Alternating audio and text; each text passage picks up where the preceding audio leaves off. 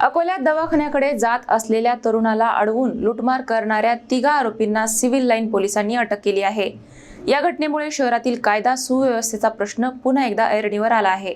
अकोल्यात रात्रीच्या सुमारास घडलेल्या लूटमारीच्या घटनेचा सिव्हिल लाईन पोलिसांनी जलद उलगडा केला आहे। फिर्यादी श्याम बाळकृष्ण केने, वय वर्ष 32, राहणार झोडगा, तालुका कारंजा, जिल्हा वाशिम, हे 24 मार्च 2026 रोजी रात्री सुमारे 2:30 वाजता दवाखान्याकडे जात असताना तिघा अनोळखी तरुणांनी त्यांना अडवले। कुठे जात आहात अशी विचारणा करत आरोपींनी अचानक धक्काबुक्की करून त्यांच्या खिशातील 9,000 रुपये रोख रक्कम आणि 8,000 रुपये किमतीचा मोबाईल असा एकूण 17,000 रुपयांचा ऐवज जबरदस्तीने हिसकावून पळ काढला। या प्रकरणी सिव्हिल लाईन पोलीस ठाण्यात गुन्हा दाखल करण्यात आला होता। पोलीस अधीक्षक अर्चित चांडक, अप्पर पोलीस अधीक्षक चंद्रकांत रेड्डी आणि उपविभागीय पोलीस अधिकारी सुदर्शन पाटील यांच्या मार्गदर्शनाखाली पोलीस निरीक्षक मालती कायटे यांच्या नेतृत्वात तपास सुरू करण्यात आला।